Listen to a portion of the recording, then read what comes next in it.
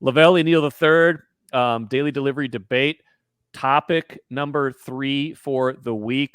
I want you to rank the NFC North teams right now after 1 week. Has your opinion changed after watching your Bears struggle to beat the Titans?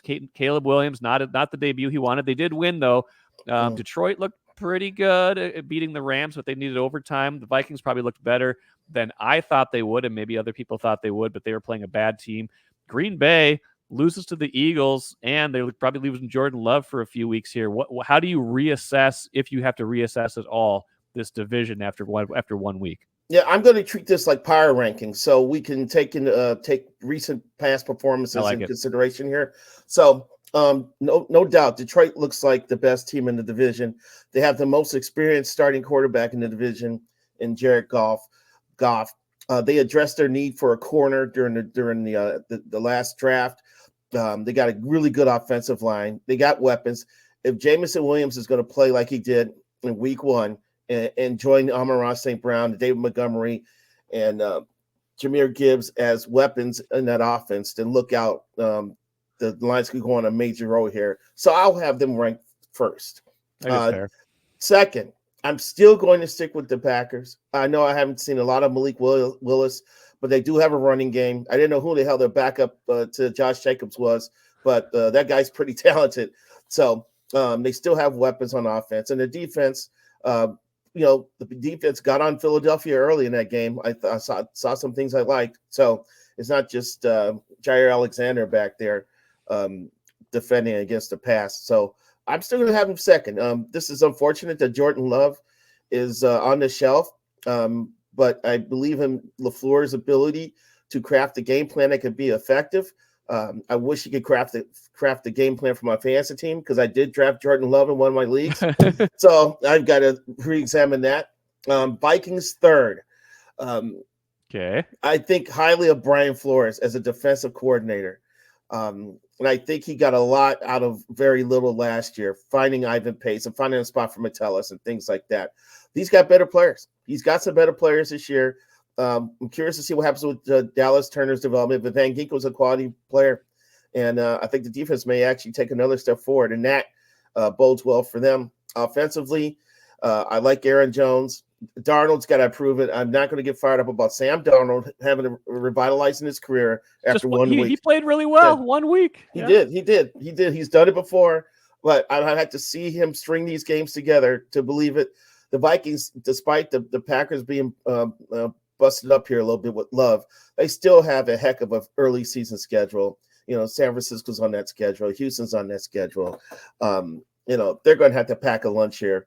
So I've got them ranked third. The Bears showed they're going to be a work in progress. The only reason they won on Sunday was because Will Levis was the quarterback for the Tennessee Titans, and he just gave away the game basically with just some boneheaded decisions and trying to make plays that weren't there. I didn't get a chance to see much of the Bears offense. One of our problems is our interior of our offensive line got penetrated over and over again against the Titans. It forced Caleb Williams to kind of adjust some things. And the one mistake he made was immediately going backwards. Going backwards in the NFL is never a good thing. Okay. So I saw good and bad. I mean, he missed a couple throws. He held onto the ball a couple times too long. He missed open receivers. He had a couple drops. Keenan Allen dropped the ball in the end zone he should have caught. Plus, he had to deal with some unexpected pressure in his face. So he's got to work his way through all that. I still like the way the defense responded. But right now, I would have to put the Bears fourth behind the Vikings in the current NFC North power rankings. I'm going to pander to the crowd a little bit, hoping to win this one. No. Lions number one. I don't think we can dispute that. Lions number one. They're defending division champs. I thought they showed out pretty well against the Rams, who are another quality team, a playoff team, probably again this season. You're right, Jared Goff suddenly, especially with Love's injury, he's not that experienced anyway. Jared Goff clearly going to be the best quarterback in the division, at least for a few weeks.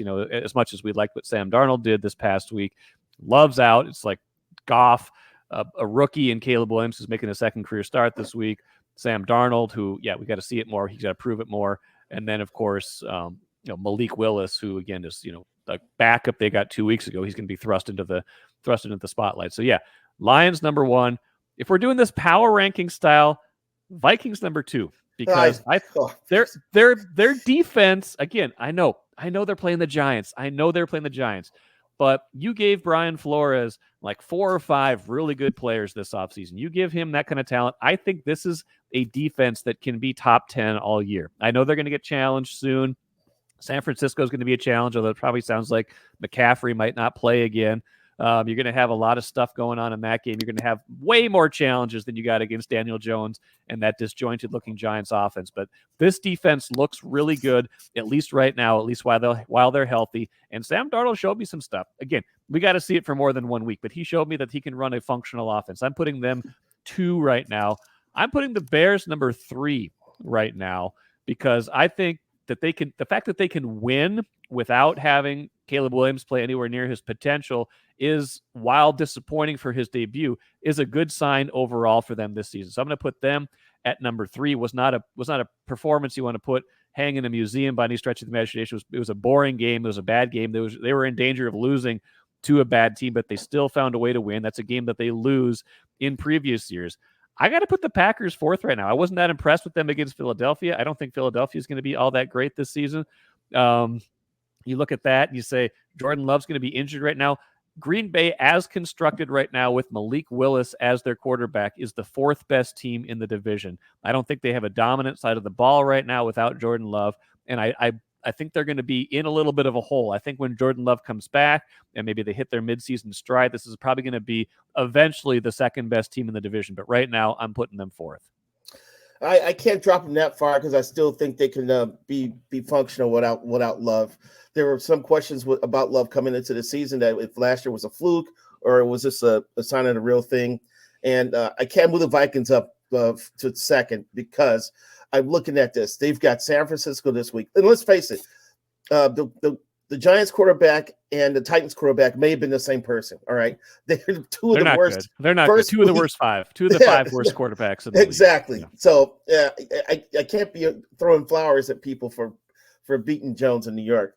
But, you got 49ers, then you have the Texans, a wounded Packers team. Then you got Aaron Rodgers. Then you got Jared Goff. And then you got Matt Stafford. Yeah. That is a gauntlet, man. It's a gauntlet. Yeah, these first 7 games are a gauntlet. And you ain't got J.J. McCarthy to come save the day if Sam falters either. It could get ugly. I'm just saying, after 1 week, this is where I'm putting them right now. Okay, well, that's it's provocative, definitely. Made my bed. I made my bed. I'm waiting for the hot takes, cold takes exposed, frozen takes exposed, stuff like that. Well, Lavelle, appreciate it. We will do this every week. Daily delivery debate, 3 subjects. You guys go vote. Tell us. You email me, find me on social media, vote on YouTube. Tell us who won the debate, who did a better job. Probably the most high-profile debate that we've had all week, isn't it? I think so. At least we didn't get a chance to shake hands or complain about the others' past records and debates. All right, Lavelle. We'll appreciate it. We'll talk to you again soon. All right, take care.